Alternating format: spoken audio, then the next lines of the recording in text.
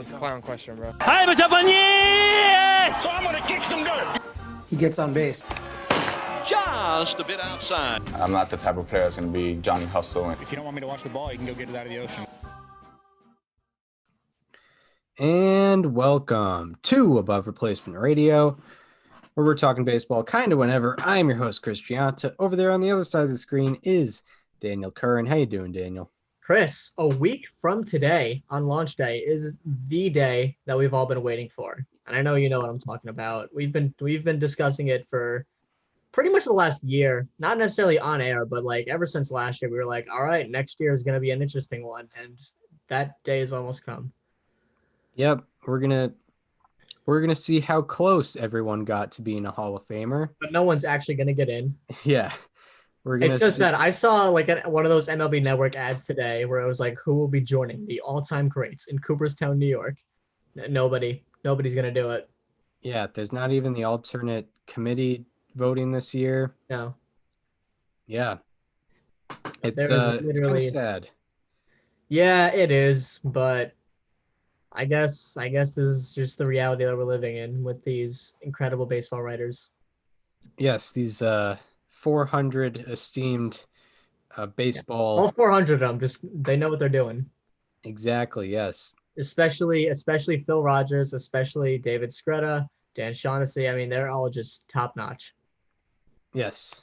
The only things you're gonna see from me when we're talking about these baseball writers are nice 2 thumbs up. Oh yeah, you did a great job. A for effort. Yes, I love these guys. But I guess that's a good preview of what we'll be talking about. We've been doing bubble cases for each individual bubble case we're interested in, because pretty much everyone on the ballot this year is a bubble case. Or you're, not even considered at all, like Troy Hawkins or Manny Ramirez. Yeah. But we've been doing, individual players. It's been eight different bubble cases we've done. Today, later in the show, this will be in the second half of the show. We'll be talking about all the members of all the players on the Hall of Fame ballot with PED histories. We'll kind of go over our views on steroids and stuff, because we've kind of alluded to them, but we've never really made it that clear on the program. But yeah, there's six guys we'll be talking about, and like what makes them kind of unique in their own way on the ballot. And then at the end we'll be doing the ballot reveal, because the bubble case that we're doing next week, we know we're not going to vote for him, and also it's better to reveal it a week before the actual ballot, the actual results come in, and not on the day that the actual results come in, so there'll be some time to breathe. And but yeah, before all that, we'll get into the news of Major League Baseball, and something that dropped at about 10:30 p.m. maybe the night we recorded last week. It always happens the night we record after we get off. Always. Yeah, this especially with the White Sox. This has happened twice with White Sox news. One time it was Lance Lynn getting traded to the White Sox. This time, and this was kind of odd because I didn't really see any rumors about negotiations with this guy. It just kind of came up out of nowhere. Liam Hendriks, who's kind of the consensus best reliever of the past 2 years, and you could argue best reliever in baseball currently. Liam Hendriks signs a 3-year, $54 million deal. It's kind of complicated what the money situation is with the Chicago White Sox. It's very, very big deal. White Sox mean, we already knew they meant business. They mean a lot of business for sure now. Um, During the entirety of this offseason, I've always been really confused as to why the White Sox haven't been negotiating with Alex Colomé. I mean, I thought, he had an 0.81 ERA last year. I thought it seemed like a no-brainer to bring him back, but they didn't seem to be talking, and I couldn't understand why. And it's because they were actually getting an upgrade. They were getting Liam Hendriks instead. This is a guy that, like you mentioned, probably the best closer of the last 2 years. It's I believe a 4-year deal worth just north of $50 million. It's a 3-year deal with a deal. team option in the fourth year. Yep. Okay. So it could be a 4-year deal. Yeah. So anyway, this is a deal that solidifies an already pretty deep White Sox bullpen. It's a lot of up and comers.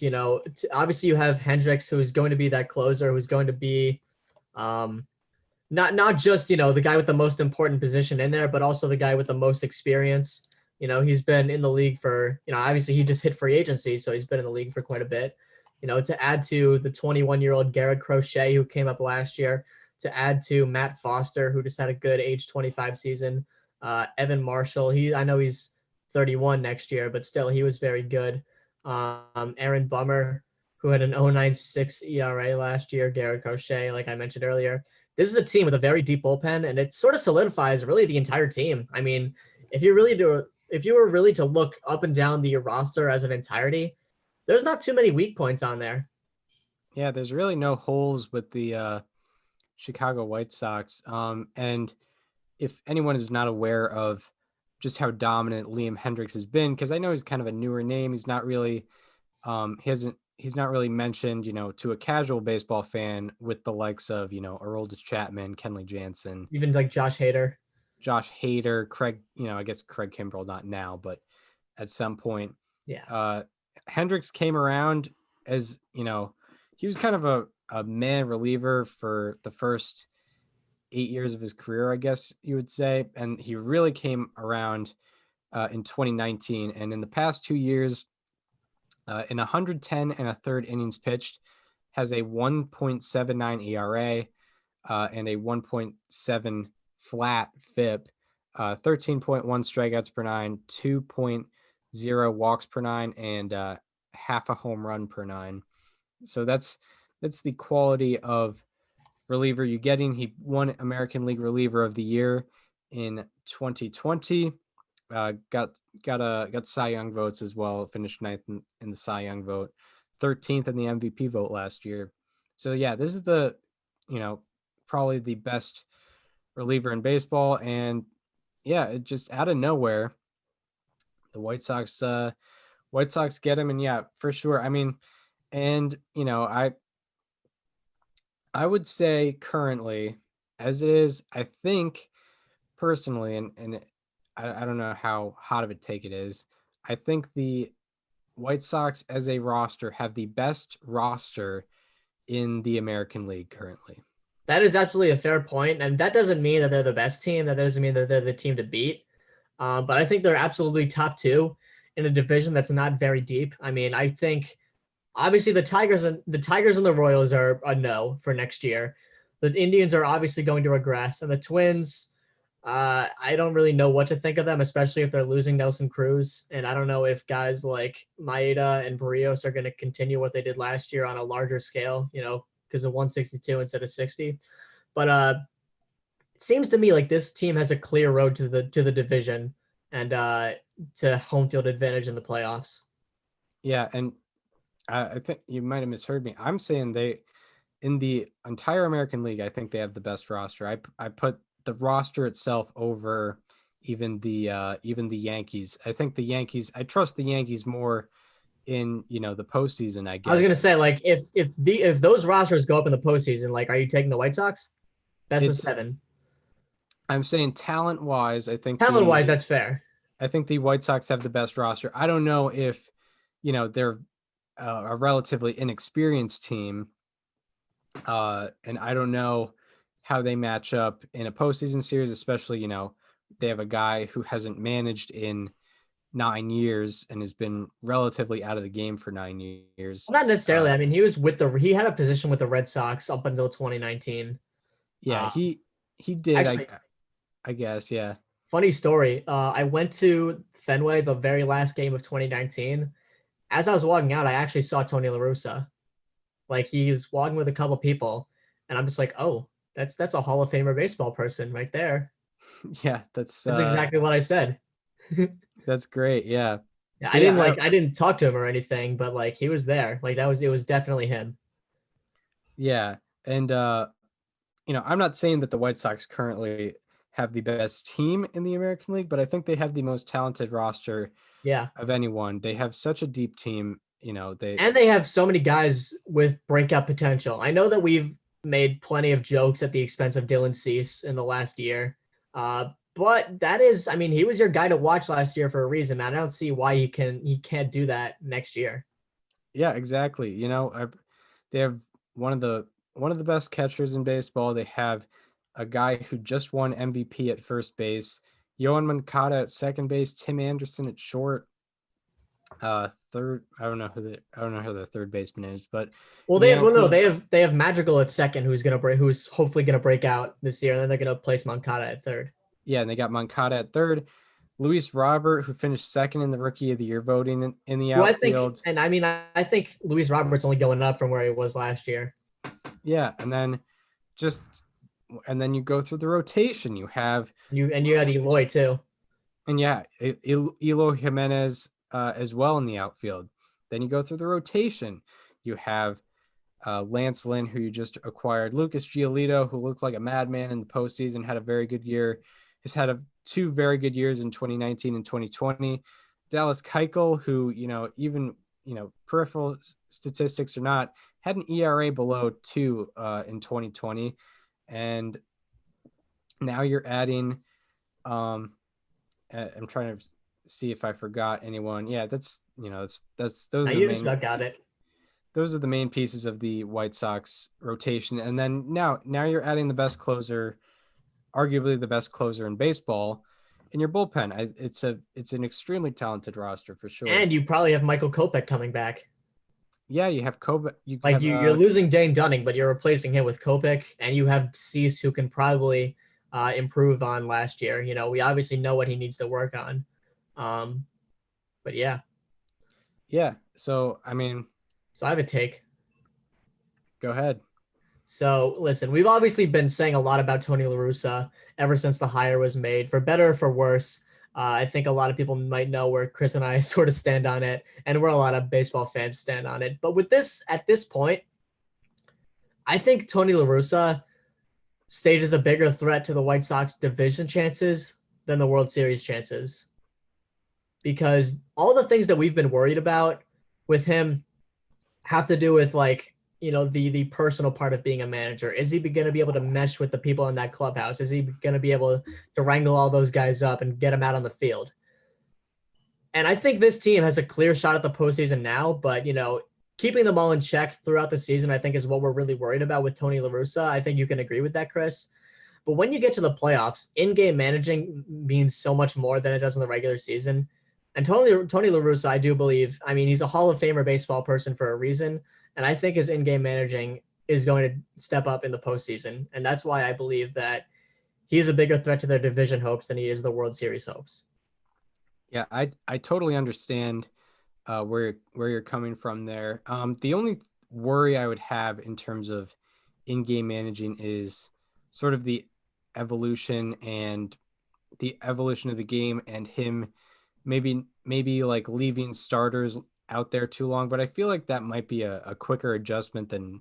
It's definitely going to be an adjustment you can make over the course of 162. And also, yeah. The most talented roster in the American League, he's obviously got a lot of talent to work with on that team. So if the wrong move ends up being, I don't know, bringing in Aaron Bummer instead of Evan Marshall, what are you going to do? That's they're both talented pitchers. You just pick the wrong one, and that's no shame in that. Yeah. And he's got the top three guys in his rotation are guys that you can feel comfortable going in for the sixth inning. Yeah. If you're in a postseason game, you feel comfortable doing that. So maybe the talent he has on the roster kind of prevents him from making mistake. you probably don't trust Tony La Russa managing the Tampa Bay Rays, but the No, White absolutely Sox, not. No. the White Sox here, it seems very plausible that he could do well. But yeah, I totally see your point in him, being able to manage the clubhouse rather than the game.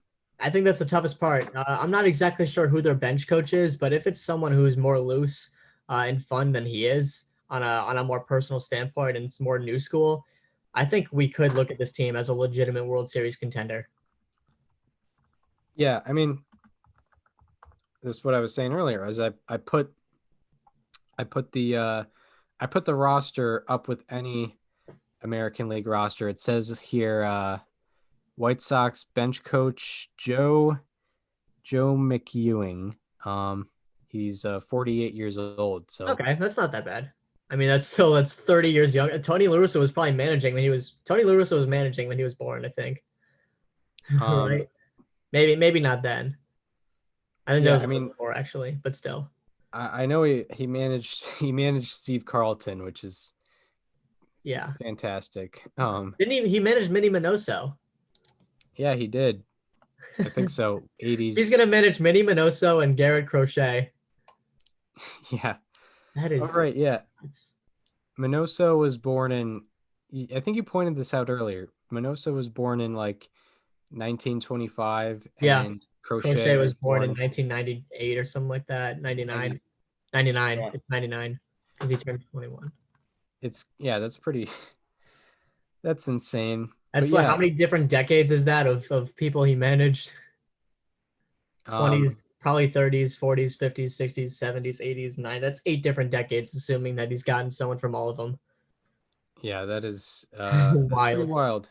If he succeeds with the White Sox, then big tip of the cap to him. That's a straight up legend. Let me ask you this: if this team was managed by AJ Hinch, would you say that they are the odds-on favorite to win the American League? Because that's a guy with very recent postseason experience. I know that he does have the whole, stigma attached to him, but I think in the clubhouse on a personal standpoint that they can probably let go of that.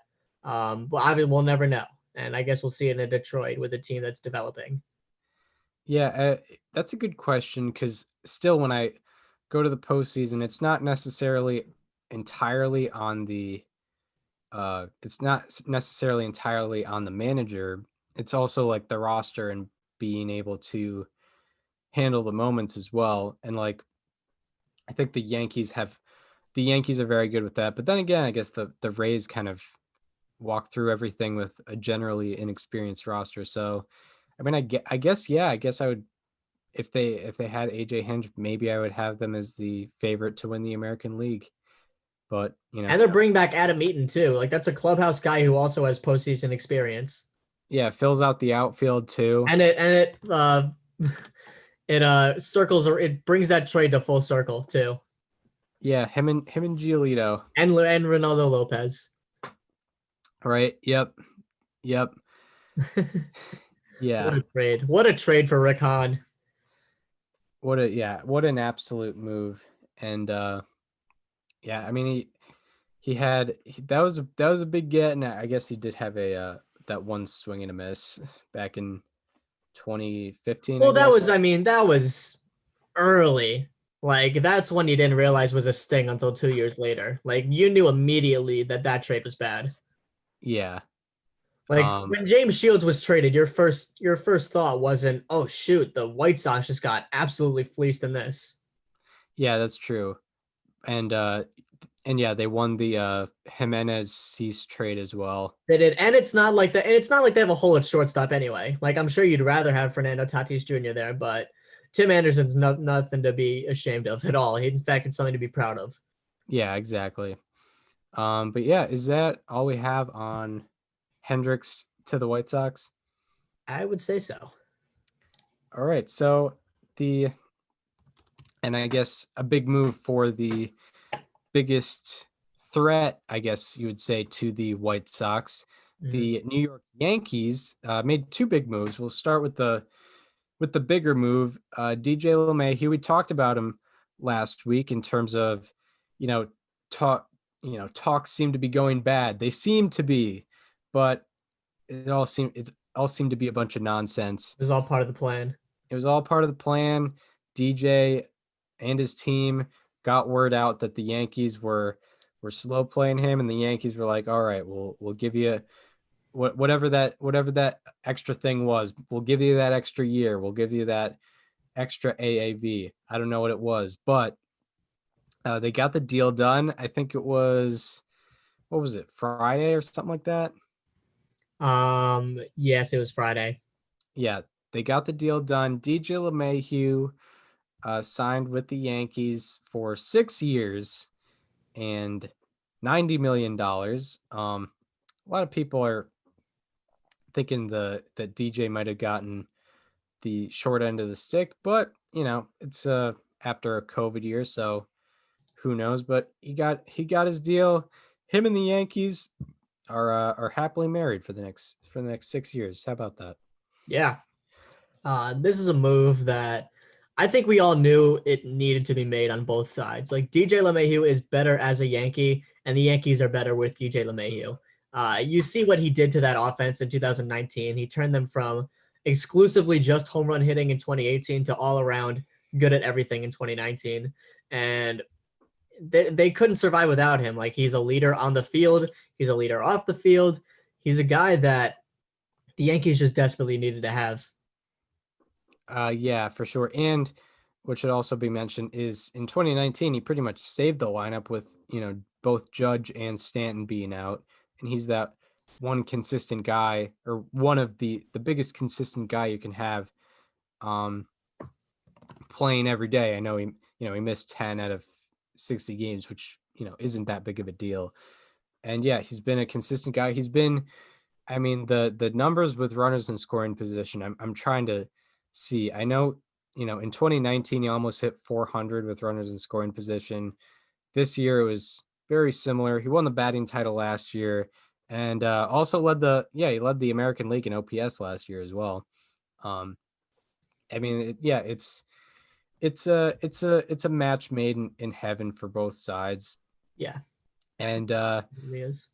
I guess, after all the hoopla and we talked about it last week too, is heading in the offseason, or like DJ LeMahieu's definitely going back to the Yankees. And then I guess we realized all the rumors with all the other teams were just kind of the long game for DJ LeMahieu, and he ended up being back. So didn't have much to worry about in terms of that. Trying to find a stat right now. Yeah, it's tough. I'm trying to figure out how to use the split finder on StatHead. Okay, anyway, I'm just gonna say this. I mentioned DJ LeMahieu was better as a Yankee, and he's played his entire career in very hitter-friendly ballparks. A lot of years in Coors Field, and obviously the last 2 years at Yankee Stadium.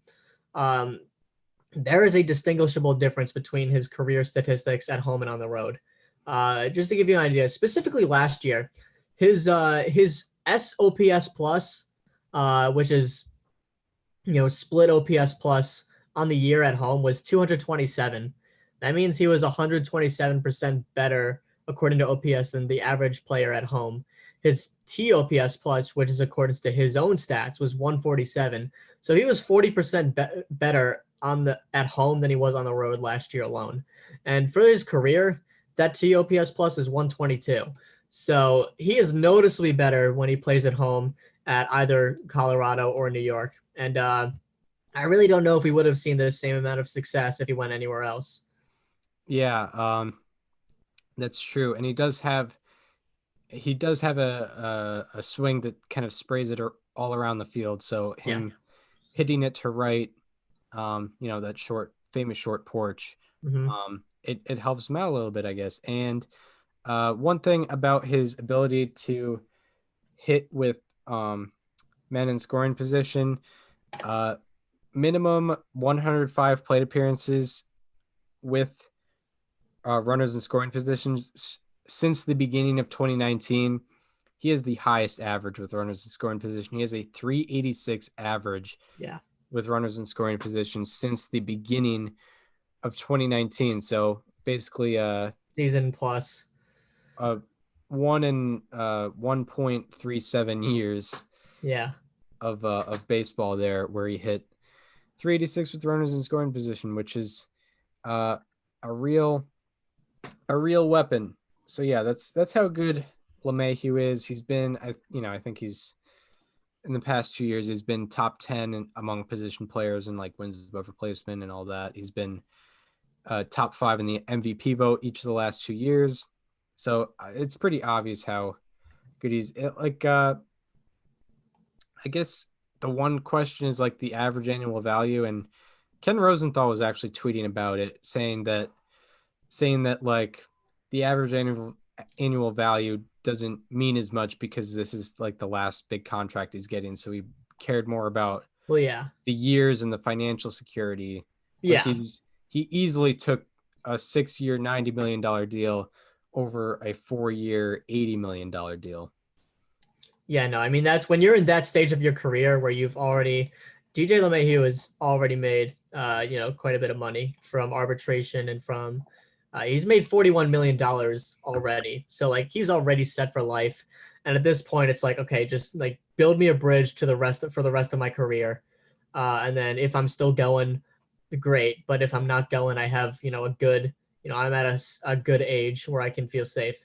And that's really what the goal was. And that's where he got, because he's going to be 37 at the end of that contract. Obviously, who knows what he's really going to be able to do at age 37, but the Yankees aren't planning for that. They're planning for basically the first 3 years of that contract where they're going to be in a championship window and he's going to be in his prime. Yes, that is true. He's kind of the security blanket for them. Yeah.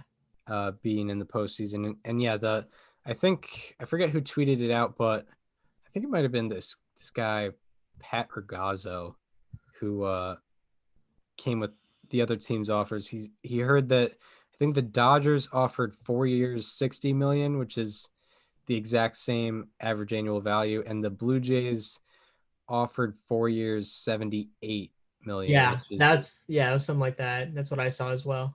Which is like the difference in average annual value from what he would have gotten in Toronto and what he got with New York is almost $5 million, but wanted the security with the years and the total money. So there we go for DJ LeMahieu. Any more thoughts on this particular deal with a Yankees player? The Yankees did the right thing. This is their number one priority going into this offseason should have been get DJ LeMahieu back. It doesn't matter what it takes.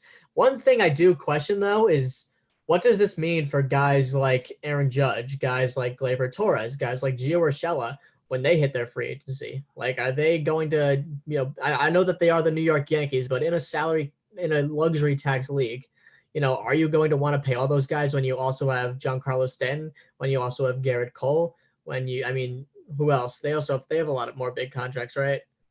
Yeah, I'm blanking on names right now, but they're definitely out there. I mean, some of them did just end, like Ellsbury and Tanaka. Mm-hmm. That is true. It would have been a lot easier to make a list had it been 1 year ago. Yeah. But yeah. By the way, actually, one thing I do want to note. There's been some rumors floating around that have been debunked that the Yankees are looking for they were going for Luis Castillo of the Reds. Chris, you saw that, right? Yeah. Like those rumors that were floating around. I don't remember who reported it, and I wish I knew, but I saw something that like the Reds asked for Gleyber Torres, and I need to find this report. The Reds asked for Gleyber Torres, and the Yankees shut that down. I have a take. If I'm the Yankees, I would have taken that deal. You know why? Because if you get Luis Castillo, how many years of control is that? Like 3 at least? Yeah, 3 years. 3 years. If you let go of Gleyber Torres, obviously that hurts. But he hasn't really found himself as a defensive player at shortstop. And next year is the year of free agent shortstop. So imagine you trade Gleyber Torres, you get 1 year of kind of a little hole at shortstop, but you have Luis Castillo. and then you go out and sign Trevor Story or Corey Seager next year. Yeah. Right? Yeah. Like that would have been a 40 chess move by Brian Cashman if he did that. I understand wanting to keep Gleyber Torres, especially when you're trying to compete next year, but that would have been a really good move in the long term for them. Yeah, and I guess it could. Yeah, it would be a good move, but I guess from a GM's perspective, like you can't. It was Heyman. It was Heyman reported it. Okay. Yeah, Reds asked the Yankees for shortstop Gleyber Torres plus in Castillo talks, just as said on MLB Network. That makes sense for both, as both are young stars. Cincinnati needs a shortstop. Yankees said no, also not a surprise. Now Castillo very likely to stay in Cincy. Yeah, like but I do understand from a GM's perspective because it could bite you in the back because there's possibilities of these teams extending their shortstops. Mm-hmm. I think Story will go into free agency and Correa. I do too. Yeah, no, I don't think Nolan Arenado is probably at his doorstep being like, don't do it. Yeah, like Seager might be extended. We'll see. I'm not sure. He came off just a breakout year. You also have Correa, but I can't imagine the Yankees are going to be interested in him. Yeah, I'm gonna guess no. Yeah, I think they'd rather put a bag of rocks at shortstop. Yeah. So, and there's a possibility. Obviously, it's very unlikely, but there is a possibility that Francisco Lindor will be a free agent. I think he signs with an extension with the Mets. But yeah, like next year, obviously you have the free agent class of shortstops. I thought it would have been an interesting move for the Yankees to trade Gleyber, get Luis Castillo for 2 years with a free agent shortstop like a Story or a Seager or a Lindor. Yeah, and I think personally, and Torres has what 4 years? 4 years of control. I still think Castillo might be more valuable as it stands because like Torres, he's a good shortstop. He came off a tough year, I'm pretty sure, last year. He had a 102 ERA plus or OPS plus. Okay, he turned it around. I remember like through like August, he had like a last year was so short. Last year was so short that like if you had like a good five, like a really good 5 games, like that's considered turning it around. And yeah, I think that's kind of what he had. Yeah, like he was in the mid 600s. Okay, so he's I guess maybe he's not that much in his last valuable than like Castillo. In his last 10 games, he slashed 206, 325, 353, 678. Okay, so I kind of get. Yeah.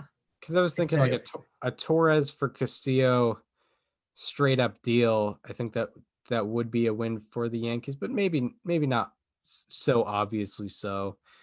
Shortstops are, they're not expected to do as much offensively. So like having pretty good offensive production from a guy like that is very valuable. And like, I guess there's more free agent starters you could get. From September 9th to September 16th, he had a stretch where his OPS went from 697 to 757, and then it went down to 724. So he kind of just had a really good small sample, which brought his OPS up a lot because that's kind of just the nature of a 60-game season. But yeah. How many games span was that again? Sorry. Well, the first one I read was 10. And this one may have overlapped with the final 10 as well. Let me go back to it. It was here to here, I think. It was 7 games. 7 games. From September 9th to September 16th, he had an 1173 OPS. Yeah, it's just that Castillo has been so good the last 2 years. Yeah. 137 ERA plus in 2019, 148 ERA plus in 2020, and his FIP was still far below his ERA in 2020. So like you'd love to have a guy like that, and especially like he's so entertaining to watch too. Not that means anything for your franchise, but that's nice to watch. I thought that would have been an interesting move if that happened. Yeah, I mean it's sacrificing part of your lineup for your rotation, which desperately needs. And it's like a part of your future core as well. But also, and Castillo's 28. Gleyber's, I think, going into his age 24 season. Oh, Did you know Gleyber Torres is going into his age 24 season? I just said that. Yeah. No, the I remember know. the I know 20 what you're talking about. Yes, I get the meme, but like 24 is still 24. Yeah, I didn't realize Castillo was so old. Yeah. Well, he was in the Marlins organization for a while. Yeah. Yeah, it's like Lefty Grove who didn't pitch in the MLB until he was 25. When I think of Luis Castillo, the first name that comes to mind is Lefty Grove. It's like when Lefty Grove pitched 5 years with the International League Baltimore Orioles before they were actually the MLB Baltimore Orioles. And and and Baltimore Orioles owner Jack Dunn said he wouldn't give him up for Dude, you're spoiling the next episode. for $100,000, and eventually he caved at the end of the 1924 offseason. Yeah. But that's a preview for our next episode, which is a history one. Yeah. Funny that I just. I mean, I set that one right up for you. I do enjoy when being set up like that, and yeah. You know, when I started talking about Luis Castillo, I was like, all right, he's got to spin this into Lefty Grove. He knows what he's doing. Yeah, I just find a way to insert my history guys into regular 2020 baseball talk. But yeah, I guess that transitions into the other move the Yankees made. We talk about Luis Castillo. That would be a very good piece to a Yankees rotation that's ailing right now. You have Garrett Cole. You don't have much else. I guess you have Luis Severino coming back at some point. You never really know when that's going to happen. My guess is like June. Yeah, he got the surgery in late February. So yeah, he'll be coming back probably in the middle of the season. Probably in the summer. But the Yankees went out and they signed Corey Kluber for, was it what, 1 year? 1 year, 11 mil. 11 mil. 11 mil. Yeah. This is really a we'll see what happens type of deal. Mm-hmm. He pitched exactly 1 inning last year. It was a dominant inning though. 0 ERA. Yeah. Lowest ERA in the big leagues, minimum one inning pitched. Yeah.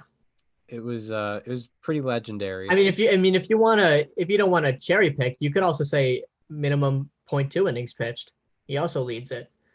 Yeah, that's very true. I think you could probably do it for 0.1 too. Let me see. Yes, for sure. Yeah, no, he actually did that. He led that too. Minimum a third inning pitched. Corey Kluber was tied for the lead in ERA.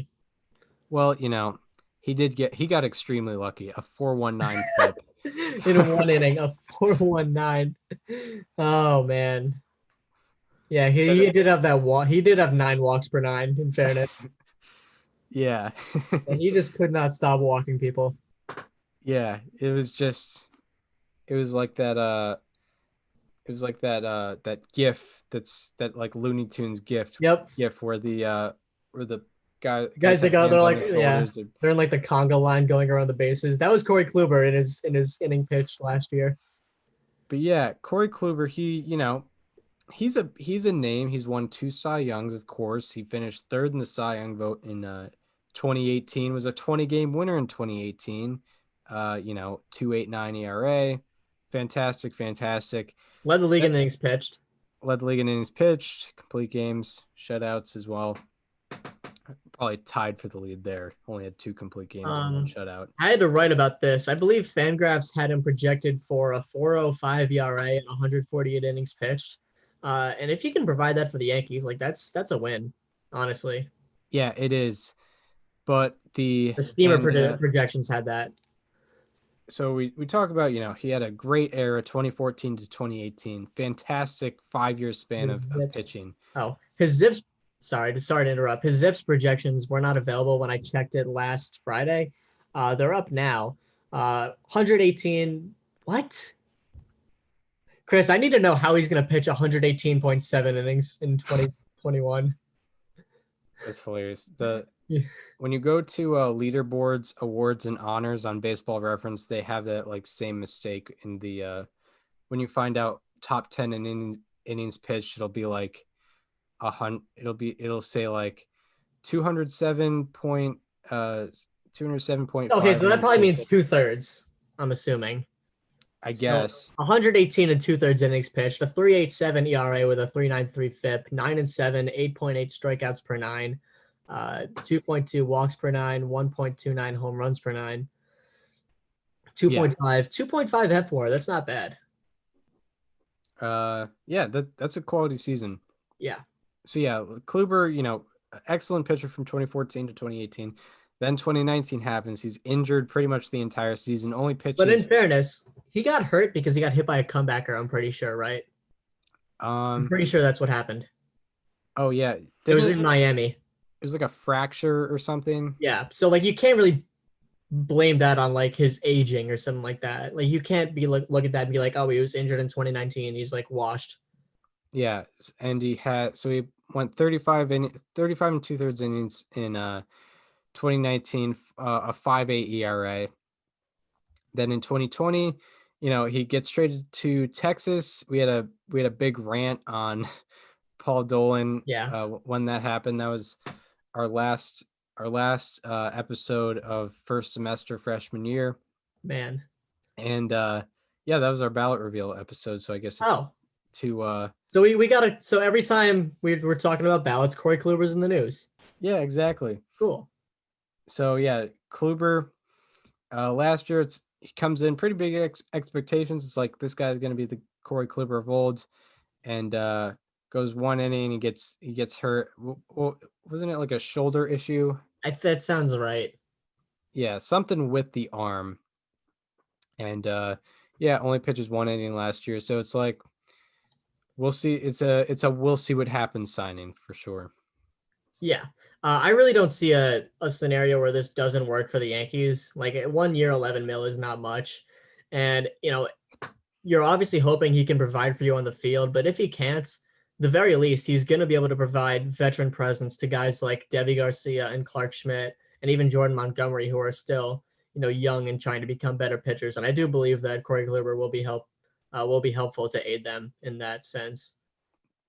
Yeah, he definitely had that. He definitely has that veteran leadership, and that was definitely applied when he was in Cleveland, when he had all those young guys under him like Bauer, Clevenger, Carrasco. Yeah, and the Yankees finally got a Cy Young winner too. Yeah, finally. Took enough time. Yeah, a long time. But yeah, and yeah, he definitely can bring that guidance, and if he's healthy, innings are very valuable. Even when he didn't win the Cy Young, he led the league in innings. If he can just give the bullpen a good rest if they need to, and give up, 3 earned runs or even 4 earned runs, but still go maybe 6 innings, that's valuable in itself as well. Maybe not in the wins above replacement sense, but it has value for sure. And yeah, I mean, it can't be a disaster because it's only a 1-year deal. It's just, with my thoughts on it, I feel like it's hard for me to see him having a full-on comeback season, and I think that would be, you'd have very high expectations if you expected that. I could see a season, a good season from Kluber is sort of that, like those projections you had, low 4s ERA, maybe get in 170 innings pitched. I think that would be a good quality season you're getting out of a 35-year-old. We should also mention. Yeah. Anything else? No, not really. It's sort of a minor deal, even though it's a bigger name. It's it's just like, hey, we'll see what happens. You can't really gauge anything on it because you don't know what's going on with Corey Kluber's body. So yeah, that's Corey Kluber. And I guess there's some other minor deals we could get to. Well, what was just announced before the show, John Lester going to the Nationals for a 1-year deal. That's pretty interesting. Yeah. Last year was the worst year of his career, but it's only 60 games. I feel like, I mean, this is just a tick on a flyer move, pretty much. He's going to be 37 next year. I'm starting to wonder, do we think he could be on a Hall of Fame track? Maybe. It's John, a big maybe. Yeah, I mean, like his postseason, he's one of the best postseason pitchers of all time for sure. I think in our group chat with two other guys, there was a question of best postseason starters since 2000. Lester wasn't in my four that was asked upon, but he was definitely in consideration. Yeah. I was thinking, I've thought about his case. I mean, 44.6 B WAR is kind of hard to get over. I'm trying to look at it like peak WAR and stuff. Obviously, his career is not over, but his best days are certainly behind him. Yeah. His peak WAR is around where like Pettitte and Burley's peak WAR is. It's just it doesn't have the longevity that they did. So it's mostly just, how much do you value postseason resume? And I value it quite a bit, but I don't know if it's still enough to. I mean, the fact that he's pitched 154 innings in the postseason definitely gives him a strong case. A 2.51 ERA is just ridiculous. 2.51 postseason ERA is ridiculous. Strikeout to walk ratio of 3.3. Yeah, that's you don't really see that out of anybody. It's crazy. Also, if it wasn't for David Ortiz, he would have easily been the World Series MVP in 2013. Yeah, two great starts in that 0.59 ERA in that series. Yeah, for sure. And yeah, he was a big reason why they won in 2013 and why the Cubs won in 2016. And he made a good start in 2007 in Game 4 of the World Series, 5 2/3 scoreless, I think. It was. Yeah. But I guess, it's just like he might be a number 5. I'm trying to think of who's after Strasburg, Corbin. Scherzer and Corbin. Eric Fetty, Austin Voth. I know Sanchez is on the market, so Anibal Sanchez is not probably will not be back with them. No. We'll see. But yeah, I mean, I guess it's kind of we'll see how it works out kind of deal. And maybe like they might put him in the bullpen at some point. I don't know. Yeah. I mean, this is definitely a take a flyer on a guy. Yeah, exactly. And the last minor deal we'll go over is Joe Musgrove, and this is a 3-team deal. I think Joe Musgrove. It was the Mets, Padres, and Pirates. Yeah, it's some prospects moving. The major leaguer to go is Joe Musgrove going to the Padres. Also Joey Lucchesi. Joey Lucchesi, starting pitcher from the Padres, going to the Mets. He was pretty good. He's been all right since he came up. Last year he struggled, but a 96. Actually, both pitchers in this deal have a 96 ERA plus in their career. Lucchesi actually looked pretty good for the Padres in like the 18-19 era before they were set in stone. Kind of a minor deal, but still interesting, I thought. He's also projected 4.34 with 9.1 strikeouts per nine in 2021. Yeah. The thing we actually were discussing about before the show was being recorded was like Musgrove, he's a guy where Baseball Savant tells kind of a different story, not completely different, but it says he's better than what has actually been the results on the field. And I think one optimistic thing you could be with Joe Musgrove, actually, first of all, Pirates guy getting traded away. He's coming off a system that's where like guys have left and flourished outside of that system, like Garrett Cole and Tyler Glasnow and a couple other guys. So you have that. So maybe the Padres could sort of fix him. And his xERA and FIP have been below his ERA, indicating that he should be doing better than he actually is. maybe you get the San Diego Padres defense behind him, he's producing better numbers. So I don't know. Right. Yeah. Yeah, I mean, I kind of just saw this as I will say I do think the Pirates actually did a decent job. They got Hudson Head from the Padres. That is their number 7 overall prospect, which I thought wasn't too bad for 2 years of Joe Musgrove. You get a number 7 overall prospect from a team with a loaded farm system. Not bad. Yeah, that's pretty interesting. Mm-hmm. Interesting that the Padres would do that. I don't know. But I guess this is kind of their Zach Davies replacement. Yeah. As they traded Davies away for The Cubs. Yeah. to the Cubs for Darvish. But yeah, I guess that would make sense. And maybe I think Davies had a high expected ERA. Maybe the Padres defense helped with that. But I don't know. It's a lot of speculation there. Yeah. Pretty minor deal. But any more on the world of baseball as it is currently? Nope. All right, so now we are going to our bubble case of the week. This is pretty unique because we're going over 6 players, all with PED histories. First of all, we'll kind of start out with our views on PEDs and where they belong in the Hall of Fame. So, Daniel, start out.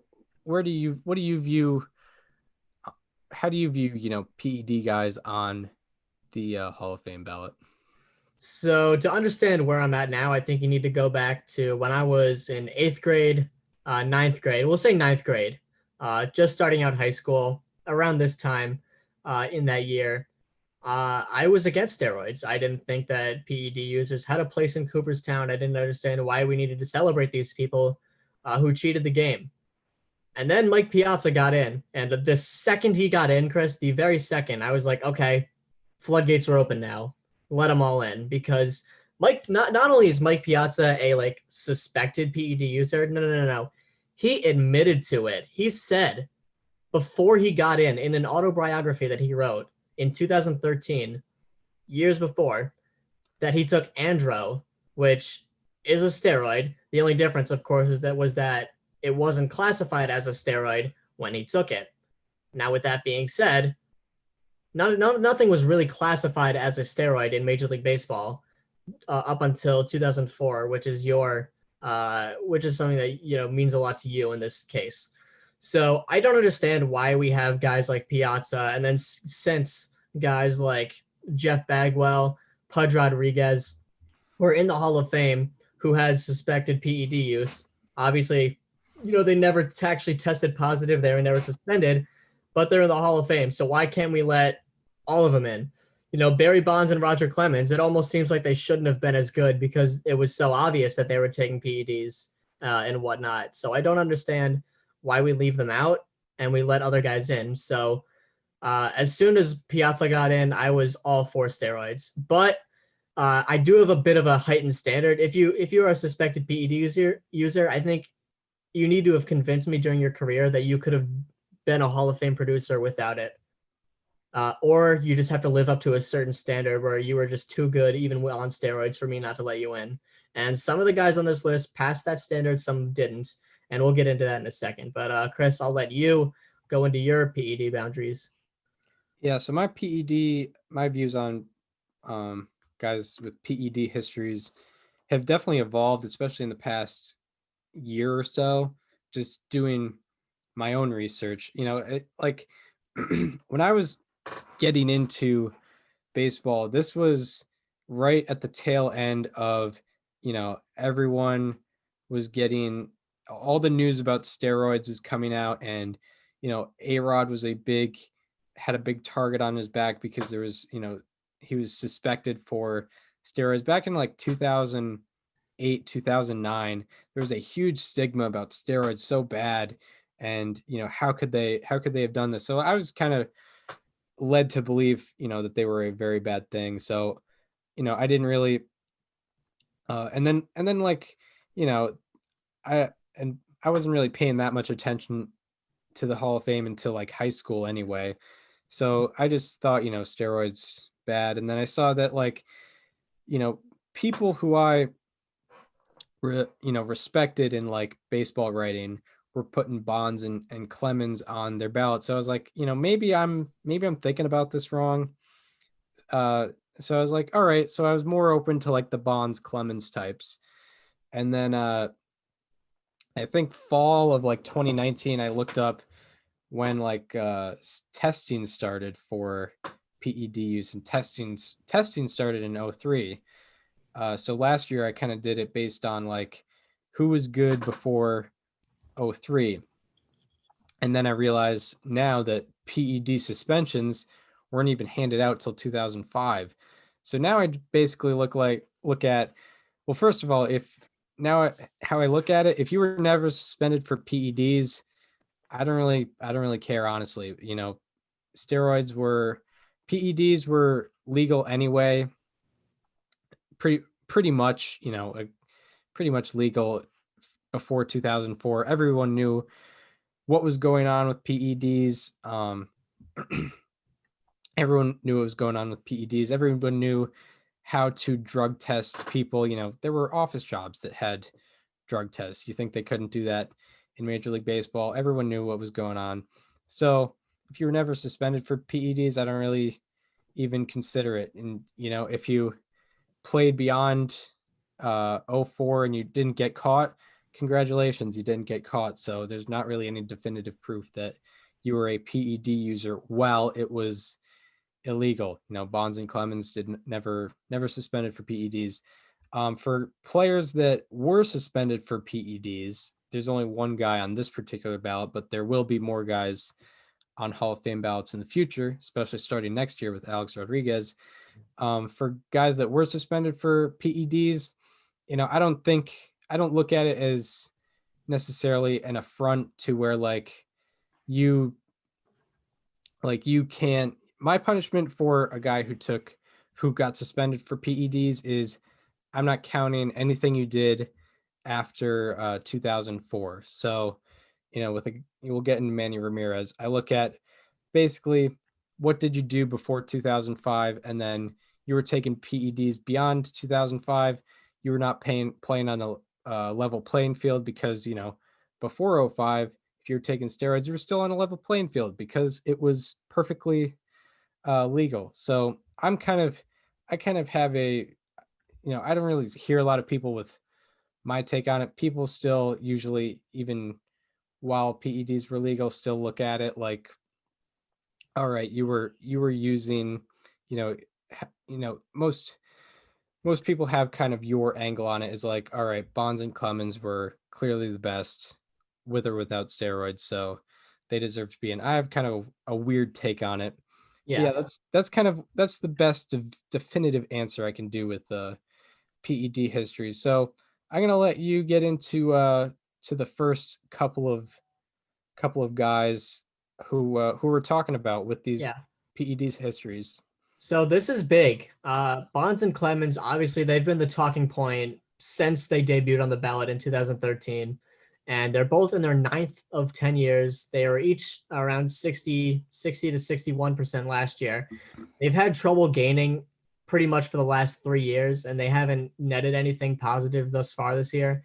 Bonds is exactly at net zero. Clemens is -1 because one guy who voted for Clemens but not Bonds decided to go neither, which is very weird. I really don't understand the people who vote Bonds but not Clemens or Clemens but not Bonds, but they are out there, and John Heyman is actually one of them. But, they do them. And, they are the best two PED users in history, so to speak. I mean, Bonds is, you could say he's the best player of all time. Clemens, you could say, is the best pitcher of all time. Bonds has the most MVP awards with 7. Clemens has the most Cy Young awards, also with 7. Bonds is the all-time home run leader. Clemens, I'm pretty sure, is close to the all-time strikeout leader. I think only Nolan Ryan is better than him, and maybe Randy Johnson too. Yeah. So those are those two. This is really, I really can't confidently say at this point if they're going to get in this year or not. I think a lot of people have the belief that a lot of the writers are just going to make them sweat it out until their 10th year, but they're going to need a lot of writers to to be on their side going into next year, because around 3 years ago, I envisioned they would be at like 65% at least going into their last year, and they need to gain like 50 votes. They're going to need to do a lot more of that. I would be stunned if they get to 65 this year. Stunned. And that's going to determine the fate of guys in the future, like Manny Ramirez, who we're about to talk about, Gary Sheffield, Sammy Sosa, Andy Pettitte. And next year, you have guys like ARR and Ortiz, who also have either allegations or confirmations that they took steroids going on the ballot. And it's going to be tough to let those guys in if we can't let Bonds and Clemens in. Yeah, that is true. It's a big, like, this kind of determines the future of Next year is going to be freaking huge. Yeah, for sure. With Bonds and Clemens, because yeah, if those two don't get in, then I would say goodbye to all the other guys on this ballot. I mean, Sosa's also going to be in his last year. I don't think Sosa's getting in anyway. Yeah, so Sosa's not. Yeah. No. Like, though he's been on 9 ballots, he hasn't gotten above like 30% yet. No. Yeah, he just is not getting that love. But yeah, it's a big deal for the future of the Hall of Fame. Because yeah, I mean, yeah, both, suspected PED users, probably confirmed PED users, but yeah, I mean, back to the point of Mike Piazza and Jeff Bagwell were also suspected PED users. Piazza and Rodriguez, and who went first ballot. Yeah. So it's pretty wild. We've discussed it. It's kind of a popularity contest as it is. So yeah. And then we go into kind of I guess, likely the third best player on the ballot with performance enhancing drug history. Manny Ramirez. He is on his 5th ballot, and he has been between 22 and 29% each year he's been on. Thus far, he has netted +4 and is at 34.9% of the vote. So, he's not getting in anytime soon. But I mean, I guess there's potential if Bonds and Clemens find a way in, Ramirez could find a way in later on. And yeah, likely the third best player on the ballot with PED history. He's the only player on the ballot who has been suspended for performance enhancing drugs. So it's been confirmed 100% that while he played, he used performance enhancing drugs. He was suspended twice for performance enhancing drugs. And when we go through my line of thinking, look at what he did before 2005. He didn't play at a level playing field after 2005 because PEDs were illegal. So before 2005, he had 50.7 career B WAR, 50.2 career F WAR, and a 156 OPS plus in a little over 6,500 plate appearances. So how I look at Manny Ramirez, like through 2004, is a very Ralph Kiner-like career. If you just took what he did in his first, I guess it would be 12 years of baseball. If you don't know, Ralph Kiner was a guy who played 12 years. He played 12 years, and he was consistently like a top 5 finisher in MVPs, but he didn't get like the crazy count statistics because he got injured and retired at like the age of 32 or something like that. Yeah. Ramirez as a whole, very, very impressive career. 69.3 career B WAR, 66.3 career F WAR, and a 154 career OPS plus in 9,774 plate appearances. He's top 20 top 20 all time in both home runs and RBI, 555 home runs, 1,831 RBI, and he is 9th all time in OPS with a 996 and 25th all time in OPS plus. So how do you look at Manny Ramirez? I have voted for him in the last 2 years. I'll just say that. Yeah, and he not including this year. Yeah, but last year and the year before that, I voted for Manny Ramirez. Yeah, and you've mentioned. I remember your reasoning in last year is like 996 OPS. That meets your threshold for I mean, a guy who was on PEDs. that's literally 4 points behind Mike Trout's career. Yeah. 996 OPS is pretty crazy. And through 2004, he had a career 1010 OPS, which is insane what that guy was able to do. And very, very interesting character as well. But yeah, that's Manny Ramirez. So that's kind of, what he is as a player. Only guy suspended for PEDs. Very impressive resume in terms of his statistics. Then you get into Gary Sheffield, who actually last year I didn't know had PED history, but he does. Was in the Mitchell report, but that was it. Mitchell report, and I think. And even then, a lot of people have denounced the Mitchell report because it wasn't actually like a PED test. I believe it was like an anonymous survey about testing, right? I'm pretty sure that's what the Mitchell report actually was. I'm not sure, but he also was linked to the same company that helped out McGuire and Sosa and Barry Bonds, Balco. Balco, yeah. He was in that whole Balco thing. I just remember that whatever that word is for the thing, Balco it's all capital letters. I don't know. It makes a word and it's all the letters stand for something, whatever that means. that was the company. But yeah, Sheffield is on his 7th ballot. So he's got, after this year, he's got 3 more. And hold on. Can I just pause for something? Sorry.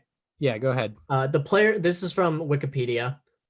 So take that however you will. But the Players Association had agreed to anonymous testing in 2003, only to find out the list of players testing positive was turned over to the government as part of this is what Balco is, Bay Area Laboratory Cooperative Investigation, which later became the Mitchell Report. So the Mitchell Report wasn't actually supposed to become public information. It was basically supposed to be a survey about testing, and it leaked. And the players who were mentioned in it have had a witch hunt against them, specifically in the Hall of Fame. So that has been that. Yeah, it's wild. And I think it was all a tool. It was a tool for the government to kind of promote which drugs they wanted, whatever, on the market. So right, it's a real dirty thing. It's, it's a real slap in the face to the players, because ultimately, Bud Selig knew exactly what was going on. It is like, guess where Bud Selig is? He's in the Hall of Fame. Yeah, Bud Selig. We haven't even mentioned that. Like, I've talked so much about like how there are already PED users, and the guy who let the whole thing happen for like 15 years is in the Hall of Fame, and we can't let his own subjects in, which is madness. Yeah, it's crazy. Like, he knew, not only did he know that it was happening, but like under the table, that he was like openly encouraging it, because baseball was in its lowest point after the players' strike of '94, which canceled the World Series. They needed a way to get people back in the stadiums. And they were like, all right, needles in arms, 500-foot home runs, 100 miles an hour pitches, fastballs, people. And that's what happened. And the steroid era pretty much saved baseball. Yeah, 1,400 OPSs at age 39. Yeah. Roger Clemens, he's got the ERA title at 42. Don't worry about it. It's okay. He's good. I think it's the TB12 method. I know it's 2005, but I think he's got that method down. He had 3 rings at that time. It was probably out there. I'm sure Roger Clemens could have had access to Tom Brady in 2005 and be like, "Hey man, let me tell you this secret." Yeah, even though Brady was a young lad at the time. Yeah. I'm sure the TB12 method was, it was taking place. Yeah, just it wasn't public information. That's all. It wasn't. So yeah. So anyway, Gary Sheffield. Yeah. To wrap it up, steroids didn't prolong anyone's career. It was really just the TB12 method. It was the TB12 method, and the fact that a lot of these guys, I think Gary Sheffield included, didn't take steroids with the intent of like hitting 1,000-foot bombs. It was injury relief. Yeah, I mean, I think that I mean, think that like should it be is sketchy and some. Sorry to interrupt, but like Manny had like female like fertility pills. Like that's obviously like you're not taking that for rehab. yeah, and I mean like that's like an advantage too, but it was legal anyway, so No, Manny was that's just trying to get pregnant. It's all right. yeah, It's just Manny being Manny. it's all it was. If if any He's man could trying. give if any man could give birth, I think Manny Ramirez could be that guy. But anyway, Gary Sheffield, he's on his 7th ballot. He's got 3 more after this year. He was between 11 and 14% in his first 5 times on the ballot. Made a significant jump last year, jumped up to 30.5% in 2020, and thus far has netted plus 15 and is currently at 46.3% of the vote. So I'm thinking that's mostly voters who also vote Bonds Clemens, who probably have more room on the ballot this year and are adding Sheffield to that mix, I would guess, right? Yeah. Yeah. But I guess in my opinion, it's arguable that he is sort of a bubble case with or without PEDs, although, or in other words, he is very comparable in terms of wins above replacement to guys that are bubble cases like Bobby Abreu. He's behind Bobby Abreu in both peak WAR and JAWS, which is the average between total wins above replacement and peak wins above replacement. Peak wins above replacement, of course, your Is best 7 years of Yep. wins above replacement. Sheffield has 60.5 career B WAR and 62.1 career F WAR. What makes him stand out and what makes him a very popular pick is he was spectacular offensively. 140 career OPS plus, 907 career OPS in general in 10,947 career plate appearances. So he had that longevity too. But worst defensive runs above average of all time. So definitely a liability. Yeah. Defensively. But offensively very good. 509 career home runs and 2,689 career hits. You are or I guess this is already revealed. You're adding him this year. I did. Yeah. What are your thoughts on Sheffield?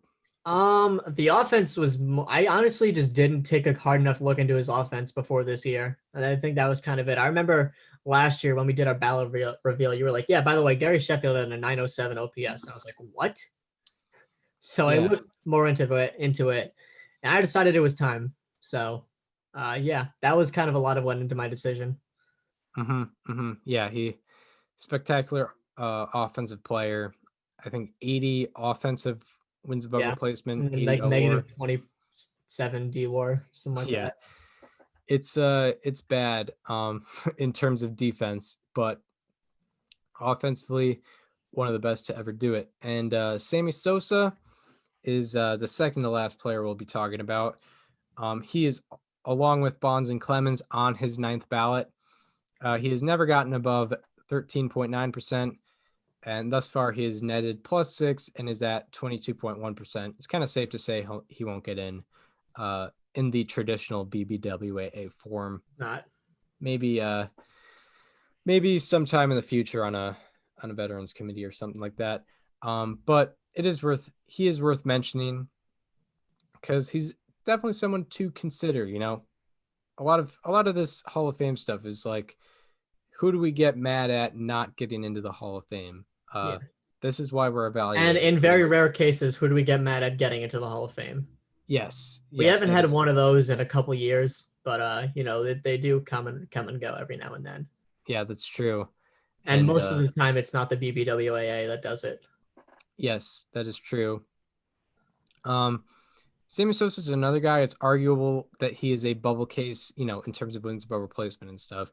With or without PEDs, 58.6 career B WAR for Sosa and 60.1 career F WAR. So he's right on that fringe in terms of wins above replacement. He also has a very defined peak, as noted before, that's likely linked to performance-enhancing drugs where he was, right up there with McGuire with home runs. But before that, before like 1993, he was not really making any impact with his teams. And then after 03, he kind of just disappeared. After like 03, 04, it kind of disappeared. His career OPS plus is 128 in 9,896 career plate appearances. He is 9th all time in home runs, one of the members of the 600 home run club with 609 career home runs. But I guess something we've kind of alluded to is his home runs per se may not carry as much meaning as, a regular member of the 600 home run club like Albert Pujols or Willie Mays. It's because he has these lowest OPS plus of anyone in the 600 home run club and the second lowest OPS plus of anyone in the 500 home run club. I believe there's 26 other members of the home run club. And he's a guy that you have consistently left off. I think it's because of he just doesn't meet that threshold. I'll explain a lot more in a little bit, but yeah, it's pretty defined. Yeah. Do you want to go over that when we do the ballot reveal? Yeah, we'll do it when we finish all this. Yeah, I guess we could explain like some of the bubble cases and explain like why we're not voting for them this year after we reveal who we will be voting for. And the last PED player, Andy Pettitte, who, he admitted to using PEDs for a brief period, I think when he was on the Astros. Never suspended for PEDs. He's on his third ballot, got 11.3% of the vote in 2020, and he has netted +8 thus far and has 16.1% of the vote. He's another guy arguable that he is a bubble case with or without PEDs, so that's kind of something that you could put against him. His career B WAR is 60.2, career F WAR 68.2. F WAR definitely favors him more. He is also the all-time leader in playoff innings, starts, and wins, and he is 4th all-time in playoff win probability added. So, he was a big part of the Yankees in the late 90s, early 2000s, and also played a role in the playoff runs of the 2004 and 2005 Astros to go along with that. With all those innings, had 276 and 2/3 playoff innings, which is pretty wild that he was there for that long. Pettitte also not a very definitive peak. He is very far off from the average Hall of Fame starting pitcher in terms of peak WAR. And the last thing to mention about Pettitte in terms of, where he stands statistically, his career innings, ERA plus, B WAR, and peak WAR are extremely comparable to Mark Burley. You mentioned that to me earlier this year, but what would you say about Andy Pettitte? Burley is already a fringe candidate, so if you add in the PED allegations, that obviously doesn't make a strong case for him, but I can understand why some people would choose to vote for him. Yeah, he's kind of he's a big part of the story of baseball. If you want to go into like the the romantic side of baseball, he was always in the playoffs, and he did, he wasn't great in the playoffs, but he was very good in the playoffs. So that's something to he just got a lot of opportunities. Yeah, he got a lot of opportunities, and his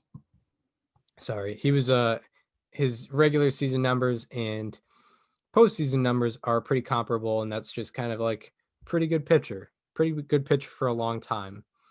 But yeah, that's kind of those are the PED players. That's kind of a breakdown of where they're at, how good they were in general, how their careers panned out, how they differentiate, why we may not be voting for some and not others. But yeah, that's kind of the breakdown of the PED players. So now we get into the moment we've all been waiting for, huh? Yeah, that's true. Last year we did it a month earlier. Yeah, because we kind of had no choice. Yeah, we didn't have a podcast. It was a live radio show. All right, I guess I'll go first. Yeah. So I already wrote about my Hall of Fame ballot at the beginning of the month on the blog that I write for, the Fans Magazine. If you want to look at my Twitter at Daniel_Curran, it's on there. Also, the Fans Mag on Instagram, just at the Fans Mag. You can find it there. So first, I'll go over my 7 holdovers, the 7 people that I voted for last year that I am continuing to voting for this year. And they are Barry Bonds, Roger Clemens, Todd Helton, Manny Ramirez, Scott Rowland, Curt Schilling, and Billy Wagner. Those 7 I am voting for, and I also voted for them last year. So then I'm going to get into the 3 ads, the 3 people that I brought onto my ballot this year that were not there in previous years, like last year. And those 3 are Bobby Abreu, Andrew Jones, and Gary Sheffield. So in total, it is Bobby Abreu, Barry Bonds, Roger Clemens, Todd Helton, Andrew Jones, Manny Ramirez, Scott Rowland, Curt Schilling, Gary Sheffield, and Billy Wagner. Those are my 10. Yeah, so I guess we'll get into the power rankings after my ballot reveal, because everyone puts out a ballot, but no one ever knows where the writer kind of ranks their 10 or unless they 0. write about it. Yeah, unless they actually in fact write about it. But we'll get into that because I think that's pretty interesting of how we value different Hall of Famers. So I guess I'll start with for my ballot reveal. You have no idea where I could go. I have no idea. Yeah. I have not written about this. So, and this is on my phone. I made the list. So I'll start with my 4 holdovers. I've got Barry Bonds, Roger Clemens, Curt Schilling, and I am also keeping Sammy Sosa on the list. Okay. So we don't have the exact same ballot. Yeah, we do not have the exact same ballot, as you did not vote Sosa. Also, what I will say is I wanted to vote for 11, but there was one guy who I thought is Hall of Fame caliber who is left off this ballot. So I'm adding 6 guys. Of course. That is a very green ballot. Yeah, very green. This is a guy who didn't really look at the Hall of Fame the same way he did this year. I think I would like to hope that I had a part of that. Yeah, definitely a part of that. And the quarantine we've talked about, quarantine helped out in terms of I was looking at this ballot in April. I was like, all right, who am I adding this year?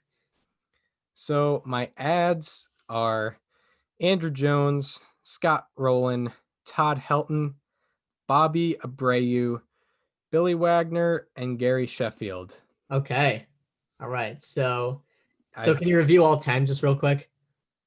So in total, and actually I'll do my power rankings for as we're talking about it, because I have the power rankings there for where I put them in terms of rankings 1 through 10.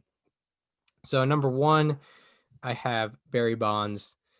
Number 2, I have Roger Clemens, because my views on PEDs have kind of changed, and I don't really care about what they did in their history. It's nothing that anyone else did.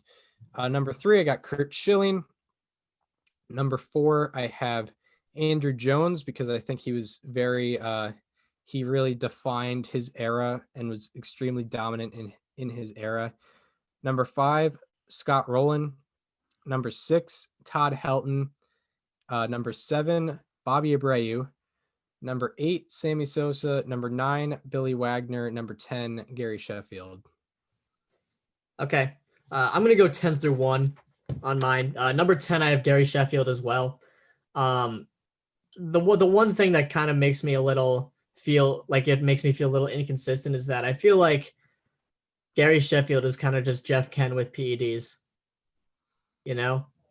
Like obviously stronger offensive caliber. Like Jeff Ken, where I'm knocking off this because he didn't have the defense. And if he did, he might be over the top for me. So Gary Sheffield, like if I had to drop someone next year, he's probably first in line. Number 9 is Bobby Abreu. Number 8 is Manny Ramirez. Number 7 is Kurt Schilling. Not that I don't feel passionate about him. It's just like I've been on it for so long and it's just tired at this point. And there's so many other guys that I feel like, aren't getting as much recognition because Schilling has been there. He just hasn't gone all the way. Number 6 is Andrew Jones. Number 5 is Scott Rowland. Number 4 is Todd Helton. Number 3, I didn't think I'd be here, but Billy Wagner is number 3. I feel like there's a lot of guys that are, a lot of people, if you go on Twitter, are active about Scott Rowland, active about Andrew Jones, active about Todd Helton. There's not a huge Billy Wagner community, so I've decided to adopt the Billy Wagner community and put him at number 3. And then number 2 is Clemens. Number 1 is Barry Bonds. Yeah, so there is a differentiation on where we view things, but yeah, I left Ramirez off because he did get suspended for PEDs, and it shows it shows how differently we view PEDs. That's our difference. Is I put Sosa on because his career kind of ended right before, like his career pretty much ended before 2005. He didn't really do much in that 2007 season or his 2005 season. Ramirez was great. He was great, but he did get suspended for PEDs. So I kind of take away from what he did past 2005. But yeah, I would vote for him if I had the space because he had a career through 2004 similar to Ralph Kiner. So I would put him in there, but he's the 11th man for me. But how close, if you could vote more, would you vote for Mark Burley? I would not. If I had an 11th vote, it would have gone to him. Yeah, that makes sense. I would not have put Burley on in general at this point, how I look at it now, but it could change. Yeah. So I'll get into why I didn't vote Sosa. Yeah. My issue is, like I said, you need to convince me that you were worthy without PEDs, and I really don't see that with Sammy Sosa. His best 6 seasons in OPS plus in his career were all between 1998 and 2003. 2001, obviously, he had a 203 OPS plus. In 2003, for his 6th best, he had a 133.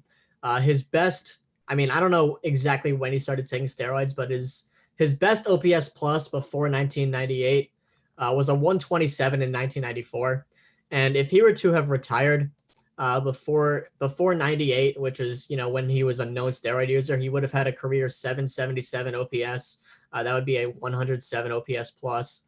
And then getting into the wins above replacement side of things, I know the B-WAR isn't exactly the best, but he would have had a 22.4 B-WAR through his age 28 season. And then he started taking PEDs, and he blatantly became a much better player than he ever was before. So that is why I stay off of Sosa. I think that he was clearly a different player on the roids, and I think that he was one of the guys that did it for the power. Yeah, that's understandable, and I can't deny that is. I can't deny that is true. Yeah. Yeah, I just look at. I have the weird take with the PED guys. I just don't really. It doesn't really affect my line of thinking before. So obviously next week we're gonna go over the bubble case of Omar Vizquel. That is not a guy that we've put on our ballot. And we're going to say this next week, but just a disclaimer, none of what we talk about will involve the ongoing allegations with the story in The Athletic. We're going to let that run its course. And, whatever comes from that will probably have a lot of fate as far as his Hall of Fame case. I think if he's found guilty of those crimes, say goodbye to him and maybe he'll recover if he's found innocent, but neither of us were going to vote for him either way, and we'll be explaining that next week. Yeah, we were very frustrated about him getting votes before any of the allegations came out. Yeah. Very, very frustrated because, yeah, it's just he didn't have a Hall of Fame career. But yeah, we'll get into that next week. But yeah, that's the show. We went over the PED guys. It was a big part of big part of what we voted for this year. Both of us voted for 4 of the 6. Yes, two different guys. Only one interchanged guy between us. And yeah, we hope you enjoyed the show. If you're listening on Apple Podcasts or Spotify, want to watch us talk, want to watch all the Hall of Fame bubble case breakdowns that we've done, go to our YouTube channel, subscribe. It is called Above Replacement Radio. If you want to follow us on social media, follow me on Twitter at Chris_Gianta. Follow Daniel on both Twitter and Instagram at Daniel_Curran. And follow the show Instagram at Above Replacement Radio. And get all the updates on when we've done episodes and all that nature. And you know, sometimes get a stat graphic, and sometimes don't get a stat graphic. Depends on what the temperature is that morning. Yeah, sometimes get a promotional video. Sometimes if Chris recently got a haircut, you might be seeing one, but if he's due for one, don't count on it. Yeah, you know, if I think that, you know, something's worthy of making a video for, I'll do it. And you know, if I think if the view number is low, it continuously gets lower, I will get less motivated to do promotional videos. So sometimes I just do not do the promotional videos, but you'll see some of that and all that stuff on the show Instagram. And we hope you enjoyed the very special episode, ballot reveal episode, general MLB news episode. And we hope to see you later this week when we're going to be talking about Lefty Grove on Thursday, and on Friday we will be talking about the 2018 Boston Red Sox. See you then.